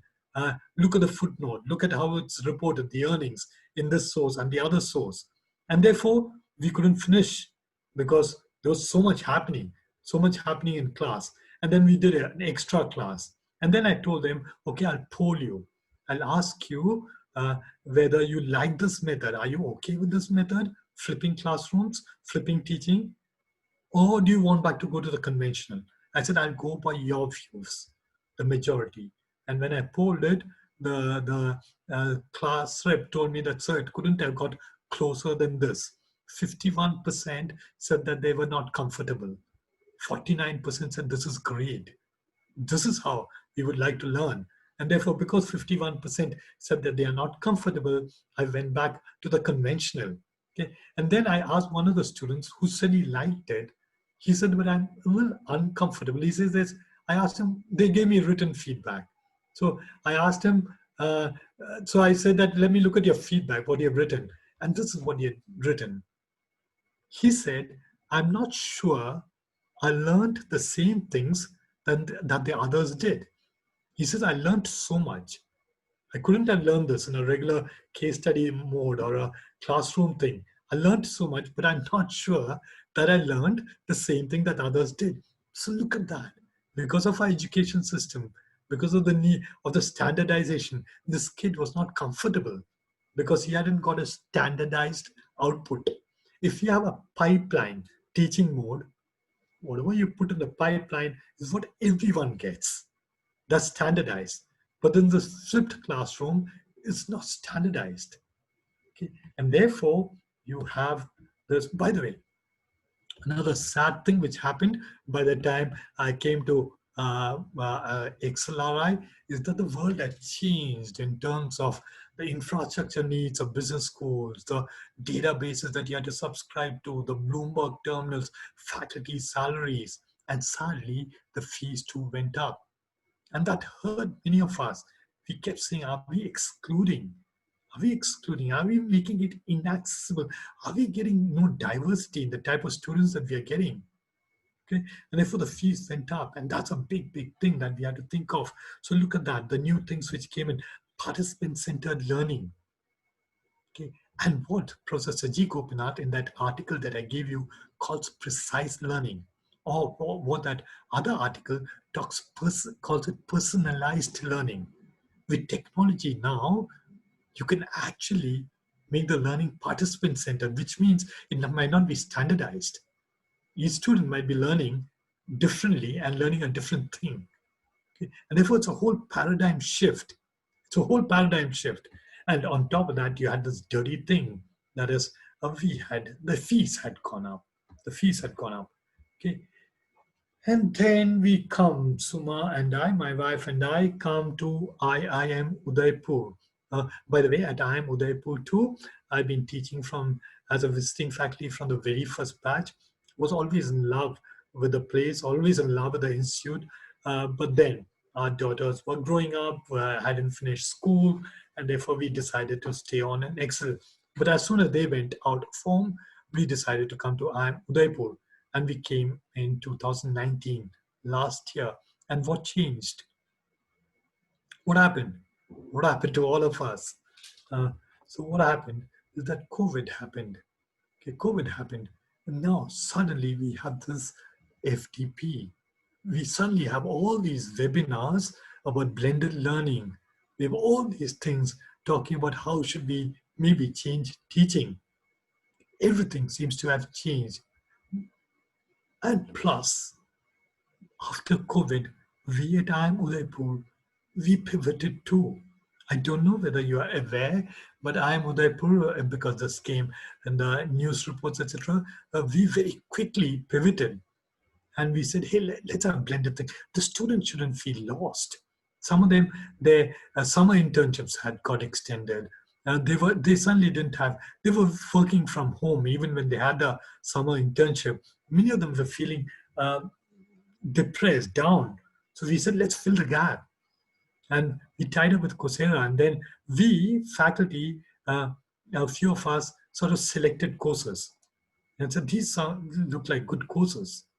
And then the students consulted us, saying that, is this course good? Is this course good? Some of the courses we recommended to them, said that do it. For some of the courses, we said, if you do this, you'll get credit. And some of them, we blended it. We have a colleague who offered half the course was his, half the course was the Coursera course. Okay. So we blended it, and then we have Zoom, and we have all of this. And today, the world has come into my classroom. Okay. Guest speakers who you had to think earlier in the model that we had for guest speakers, we would call them all the way to Udaipur. And then person has to be, once you come to Udaipur, we have to give at least one session, 1.5 hours, or typically maybe 2 sessions. And you can't call too many people. And that person might actually deliver more than what you want. Many of these guest speakers are my ex-students, so I can be very, very open with them. Today, what do I tell them to do? I'll say that, hey, tomorrow's class, for 15 minutes, when I'm in the middle of describing price indices, can you come in and say this? Means what you've done. Okay. And so therefore today I use Cameo guest speakers who come in. You play YouTube videos during the class. In a physical classroom, it is a little painful because they're seeing it projected far. Now it's in front of their faces. My Excel sheets, I love using them now because it's in front of their faces. Earlier, it was such a pain. And then they would say, sir, can you show the formula bar? Can you show the formula mode? Don't show the numbers. All of that now is so much simpler. So lots of things have become simpler, but obviously what is gone is that face-to-face, that socialization skills, those soft skills, and so on. And therefore, these are the things that have changed now. Okay, so COVID has changed things, obviously, for all of us. But then the question is, was it really out of the blue? Or was it coming? Was it always coming? Look at XLRI, look at IIM Query Code. We've been on this for so long. This online thing, blended learning, LMS systems, it's been there. It's been there. It does not come out of the blue. And therefore, I gave you that article. I don't know whether you've gone through it. I gave you that article by that news report by Scott Basotti, saying higher education was already ripe for disruption. Then COVID-19 happened. It's not because of COVID-19. It was already there. It was pushing us, telling us, hey, think of changes. It's only that COVID-19 happened. It's a natural experiment which pushed us into thinking of changes. Look at this article from HBR, Govindarajan and Srivastava. They say COVID-19 created the perfect storm. They say it was already there. High costs of the model that we had built up. Okay, the premium institutes, the ordinary institutes all over the world, education was becoming more and more costly, inaccessible. Even if the direct fee costs were low, the total incidence of cost on the kids was high. So there are high costs. So the kid has to wonder, is it worth it? And then there are digital technologies which allow mobile, cloud computing, machine learning, AI, personalized learning on a scale. You have the Khan Academy, you have Byju's, all of them there knocking at you, biting at your heels. Digital technologies which kids know. They are seeing things on the net, they are seeing things on YouTube. Okay, it's all there. And then COVID came in and forced that natural experiment because there was an inertia, and that inertia is what has been removed. And therefore, in their article, they say this was a perfect storm. Okay? They say this was a perfect storm. And the other article, which I've given you, okay, which I've shared with you, which is higher education needs a long-term plan. It says evolution in the higher education system happens through punctuated equilibrium. A punctuated equilibrium. Long periods or relatively slow change interspersed with occasional moments of rapid adaptation. The current pandemic, they say, is a punctuation moment. Okay. Tell me what are the other, is this the only punctuated moment we have had in education? Which are the earlier ones in history? Other punctuated moments that we've had? Maybe we haven't experienced it, but the world has experienced it. Think of all this. Okay, think of all of this. By the way, why are we so slow to change? When you think of the punctuated moments, think of textbooks, think of printing, think of cyclostyling.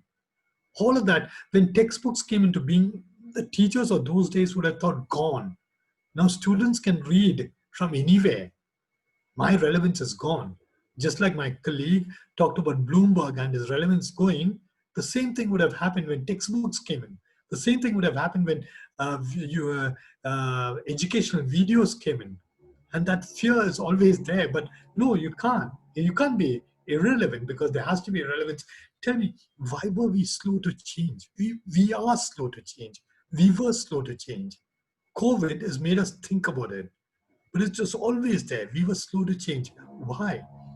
Again, I'll fall back on that talk which we had with my Harvard friend, Professor Narayan Das, who spent 1 hour with us with the faculty of IIM Udaipur. He says that look, we guys, Harvard, IIM Bangalore, he's an alum of IIM Bangalore, he's on the board of IIM Bangalore. He says that it's a question of reliability versus validity. We guys are doing things better and better. When you do things better and better, you don't want to change. And what we haven't been thinking about, like some of you rightly said right at the beginning, is that, okay, we might be doing it better and better, but are we doing the right thing? Is there validity? Is this useful for the job market? Is it useful for for life as a whole? Where's the validity? But because they are power in degree granting, because they are brand names which bring in jobs, we were not changing. We were refusing to change. We were just doing what we were doing. I don't know how many of you have read Dr. Atul Gawande, that great Indian son who's a doctor in the US and who's written books like the Checklist Manifesto. He says that doctors can fall into the same trap. You become more and more efficient, but you might not be doing the right thing. So he says it's important sometimes to get someone else to watch. But many of us faculty don't allow others to watch. We are cocooned. And therefore, we might be doing things better and better, the things that we were doing, but maybe the things that we were doing require to be changed. And therefore, look at this. Smith has quoted in this Barsotti article. Okay? He says that the education industry, our industry, is plagued by overconfidence. We are overconfident. We think we are doing it as well as we can, and then nobody should question. It's overpriced, and it's over-reliance on business models tailored to a physical world. And he says we think that students wouldn't ever want to take a do-it-yourself approach. They wouldn't want to. They got so much stuff in the virtual world. Why can't a kid put it all together and get a better education than what I can provide? We think they won't do that. We think that they would pay us for the privilege of coming to IIM Udaipur. We think our employers, potential employers like the ICICIs and the JP Morgans, want students who got our degree. But maybe we are wrong. Maybe we are wrong. Okay? And that's what he says, that think about the validity. Okay? Look at the mindset change, like I said. The mindset, it's a mindset problem also. Printing and textbooks, there would have been so much resistance. When printing and textbooks came in, faculty, teachers, gurus of that time would have thought, gone, we are gone. Cyclostyling and handouts. I had in the cyclostyling section in Exam Bhubaneswar, I had the staff member telling me, sir, I'm feeling awkward to tell you, but one of the faculty members took your cyclostyle sheets. I said, so? No, but it's yours. I said, no, no, it's not mine. And I said, I wonder why the faculty member uh, felt hesitant to ask me that, but therefore we have that thing of holding on. And then when OHPs came, we held on. When PPTs came, I knew so many faculty who didn't want to share their PPTs. That's mine. Okay. And when videos came, right now, there would be faculty saying, hey, don't record my Zoom session. And when we had classes in Dubai, XLRI, we had a faculty member who came and said, hey, one student audio recorded my session in class. So I said, so he said that, but I said, did he take your permission? He did. Then I said, then it's okay. If he didn't take your permission, it's bad. But otherwise, what's wrong? No, but it's my class. I've said something. So what? The world is changing. It's becoming flatter. There are many yous. You're not the only you. And therefore, the future is about, I guess, it's about reliability. We have to be reliable. We have to do the same thing over and over reliably so that our recruiters know it, the parents of our students know it. Okay, that this is like a factory, it's reliable, but it has to be valid. The question that all of you raised in the beginning, it has to be valid. And crucially, it has to be affordable. Okay. And that, I think, technology can do. And as Basoti says, quotes others, one subsection of the article says the future of education is custom, online, and on demand. The power shift is happening to the student. We have to provide what the student wants, customized, on demand, and maybe a large chunk of the delivery will be online. And therefore, this might be the future in curriculum and syllabus. Okay? Both in curriculum and syllabus at the macro stage, at the institution level, university level, and in our courses. For example, a future could be blended face-to-face, asynchronous and synchronous. Okay? This friend of ours who's at HBS, for example, one of the things that he said is, why do we need a 2-year MBA? Why make it so expensive? Maybe for that face-to-face socialization, let everyone do only 1 year. After 1 year, make it optional. The second year should be available both online and face-to-face. Okay, so we can think of models like that. Shorten the face-to-face, cut down costs, make it accessible. A menu approach. The student should be able to decide the menu. Don't make it one, take it or leave it. Aggregation. What is our role? Aggregation, as the article talks about, aggregation and curation of content. Therefore, though there is Coursera, the student would want to know, sir, which courses should I take? And that curation would be terrific if I can do it on a personalized basis. For each student, separate. And testing and certification, we're still holding on to that. That's our monopoly power. But if that goes away, if testing and certification, people say, I don't want a certificate, I just want the skills, then we are gone. And the world can open up because we have analytics can come into education so much. Even today, if I put up a video on our Moodle system, I can see which students saw it. Okay. We can, when we put up content that we want our students to read and come to class, we can see maybe the analytics can tell us at what stage in the video are many students stopping. It can tell us maybe where are the students facing a problem. Today, when we use the metal system for exams, one of the things I find good, I wonder, I want to tell metal to make it an analytic. One of the things that I see is that I can see how much time a student is spending on each question. That is information for me, that which is seemingly tougher. Where did I get it wrong? Where did I get it wrong thinking that this is a concept which was easier? Education analytics, just like you do for shoppers, we can do it for students. And then we can feed back and make it much more customized to the student. It should be like a restaurant. By the way, the picture that I'm showing you is a restaurant of my nephew and niece. They put up this restaurant in Mumbai, which had become very famous because everyone said that they curated their menu very well. From all over the world, because they know the business, they curated. That's what we can do as educators, curate and suggest to a student. Just like in this restaurant, they curate and they suggest. They go to table and say, "Can we help you?" They suggest the menu because the menu is really it's not the ordinary sort of menu. Curate and suggest.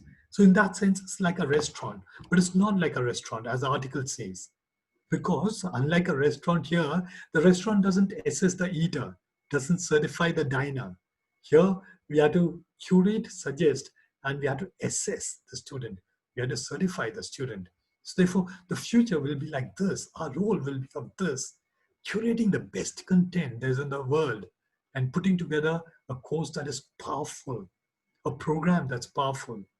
Okay, so therefore GLS university need not have all the courses coming from internal faculty. You could plug in maybe and get a whole chunk of law courses or whatever courses from elsewhere. Let's say logistic courses or Python-based courses coming from elsewhere. Okay, so it would be like a plug and play. That is, the world is so fascinating now. You can, and then from a pipeline, which is the current one, what I kept when a incoming batch of MBAs from IIM Udaipur came in, and we met them in small groups, faculty. When they asked me that, sir, one of them asked, sir, how the class experience going to be different? Then I said that many of you will be used to the pipeline, especially in India, right up to even graduation. The teacher is the boss. What the teacher says has to be swallowed. I said, when you come to IIM Udaipur, many of our classes are platforms. Okay, thanks to COVID, thanks to Zoom, now my classes, I'm teaching security analysis and portfolio management now. It's like a platform. I'm there, the students are there, some of them are, I don't trade, they come in. I have my ex-students who come and plug in. When the market is trading, I bring in the market into the class. So it's a thing where everything is coming in. Okay, everything is coming in, and you just plug and pull in and put it together, and it becomes a life thing. So much so, I wonder when we go to the physical, some of these things we have to recreate. Okay, so that I think is the future. That is curated, customized content, and we have to move from pipeline to platform. And therefore, sorry for this big monologue, but because I thought that it could be interactive, but there's that audio chat problem. But let's remember Clayton Christensen, the great soul whom we lost in January 2020, the man who brought in the term called disruptive innovation. Look how he describes it. Thereby, a smaller company with fewer resources is able to successfully think a Khan Academy, think a Byju's, is able to successfully challenge established incumbent businesses. Think of the Harvards, think of the IIMs, specifically as incumbents focus on improving their products and services for their most demanding and profitable customers. We've been focusing on fine-tuning, making it better and better, more reliable for the ones who can pay. And therefore, many a time we have exceeded the needs of those segments and we say, hey, the students are not interested because we are overdoing it for them. And it's expensive. Entrants prove disruptive by successfully targeting those overlooked segments. They are overlooked kids who couldn't get into the system. They deliver more suitable functionality. Okay, that is what you all talked about validity, frequently at a lower price. So if someone can teach high frequency trading better than we can in our business schools, the kid would go there at a lower price. Incumbents chasing higher profitability in more demanding segments tend not to respond vigorously. We haven't been responding vigorously. So entrants then move up market, the upgrads and the Byju's might challenge us, delivering the performance that incumbents mainstream customers require while preserving the advantages that drove their early success. Okay? So therefore, I'll stop there because it's 2:30. But I would love if any of you, any questions, any of this thing for 5 minutes, 10 minutes, whatever it is, if you can, if there are questions or challenges or clarifications, suggestions, it'll be great.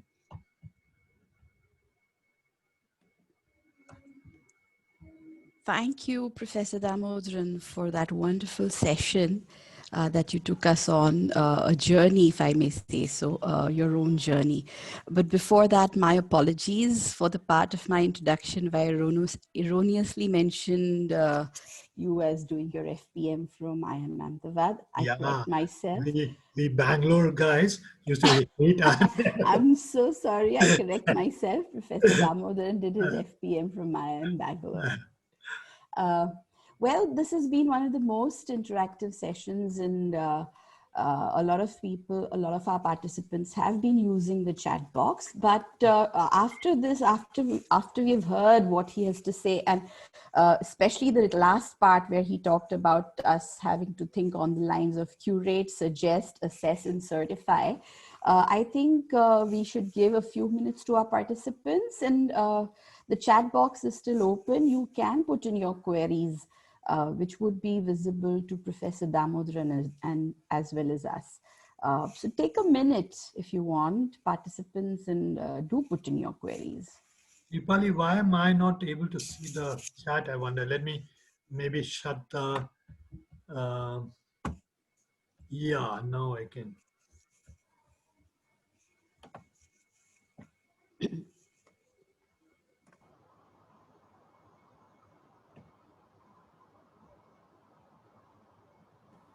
Okay, Professor Damodaran, here is this question was typed directly to me. Hetal Vyas wants to know, how can we inspire students to go extra miles?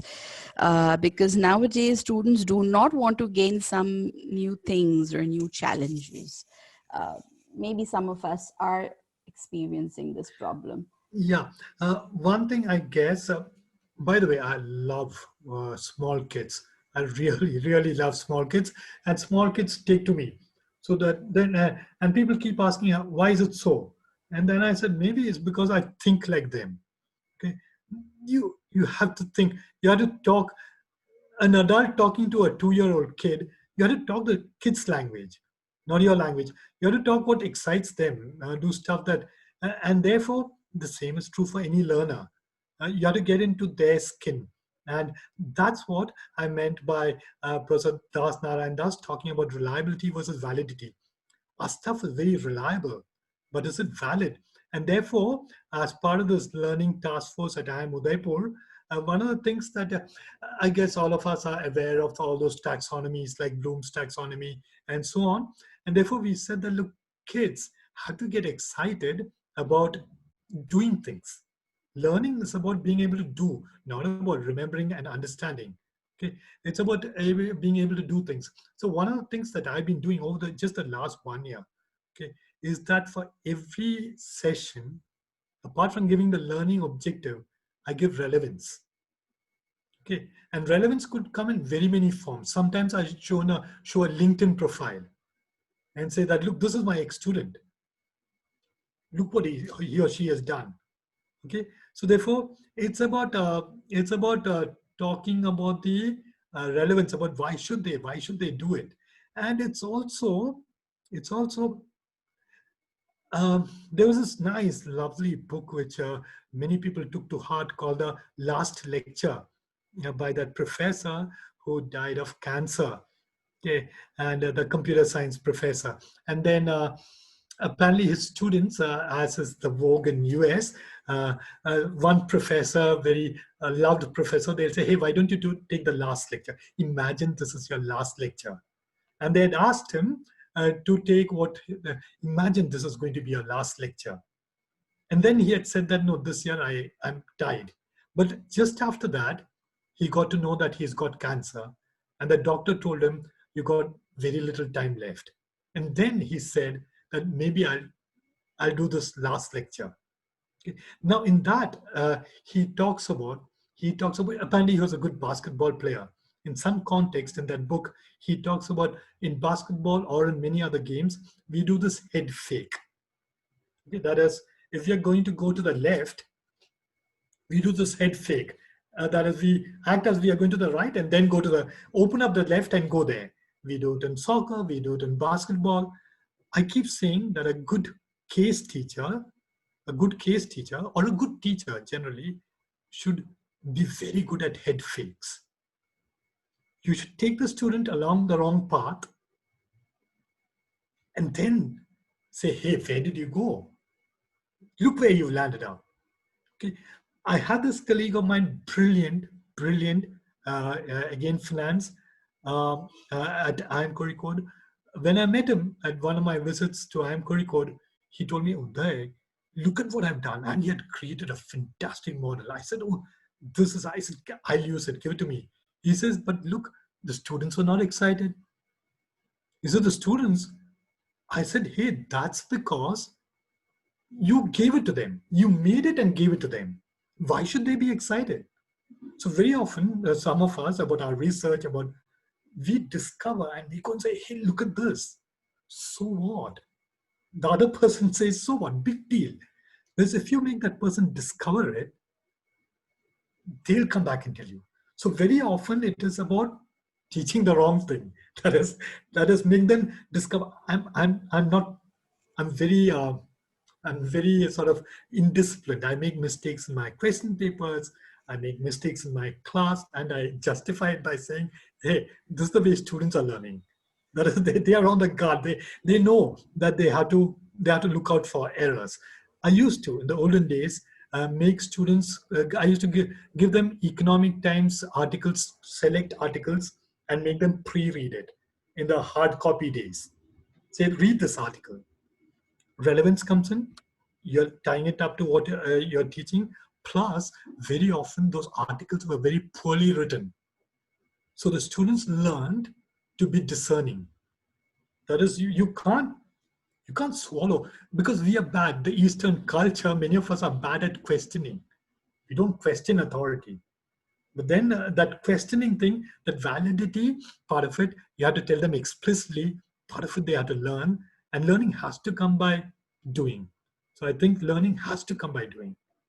And that's my sort of philosophy. Just a second, sir. Bhagyashri has put in something. Yeah. I don't know whether it's a question because it's a bit.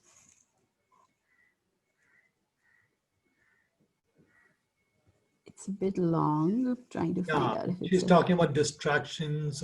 Yes, bubble, thought bubble. True. That's the good thing of a face-to-face. You can control those. And sort of it's a sanitized thing, and you don't have, let's say, other distractions, a kid next door crying or something else happening or whatever. And therefore, when you get to a face-to-face, it's much better.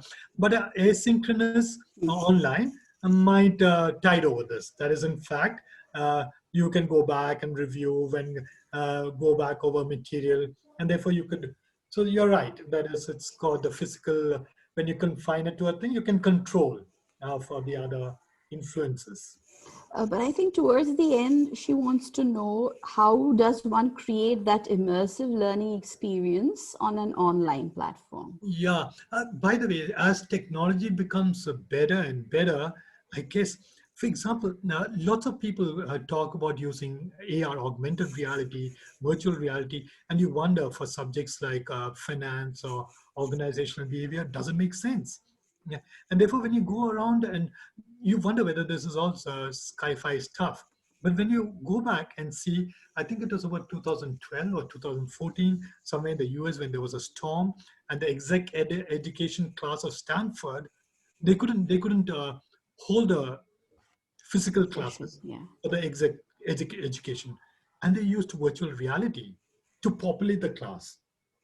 Okay, so therefore, again, it is not the physical, but you're making it closer and closer for the faculty and for the student. So I guess there'll be a time, I don't know, there'll be a time where you can read what's in my, I just have to transfer it. That is because we are coming closer and closer to it. And that is with the devices that can measure reactions, which can map the brain. So therefore, I'm getting, literally, I can get into someone else's skin. And that, I guess, in some ways, futuristic, but technology should look at the Zoom, like the article says, the Zoom is not meant for teaching. I don't know why they haven't, in this many months, actually changed it already. But there will be someone who will come and offer something which is much better. There's a Kerala startup, small one, which has come up with a system which doesn't do this patching. Zoom is doing it on my side. They do it on the cloud, and therefore it takes much lesser bandwidth. So those solutions, look at people on the fly, people are coming up with solutions. And therefore, many of these, I guess, it cannot 100% substitute, but I guess we are coming closer and closer. Maybe even smells will be transmitted. That is, you could have all sorts of things, feelings that we think cannot be transmitted now, which might actually get transmitted. I don't know. But then some of the things cannot be substituted. All right, so I guess that was the last of the questions. Thank you so much, Professor Damodaran, for saying yes, even though your initial reaction was to refuse. But I'm so glad that you couldn't say no to Avni, ma'am. Thank you for enlightening us with your insights.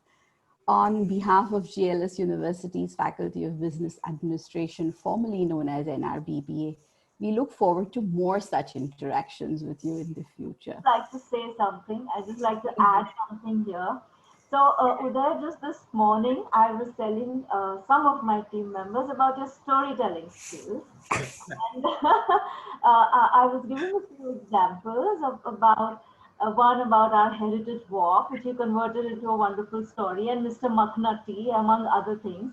And I think you validated my faith in you because you've proven yourself a master storyteller, and through your life's journey, you've given us so many things to think about. And again, as usual, I think the best teacher is one who raises more questions than gives answers. And you've done precisely that, given us so many questions. I have a paper in front of me on which I have a list of questions.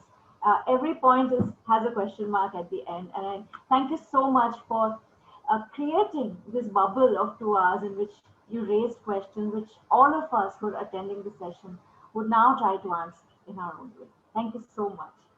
Thank you. Thank you. For the participants, this brings us to the end of the session. The meeting will stay open. Those who want to keep logged in may do so. Those of you who want to log off may do so as well. We'll meet again at 3 p.m. for the reading and deliberation session. Thank you. Thank you.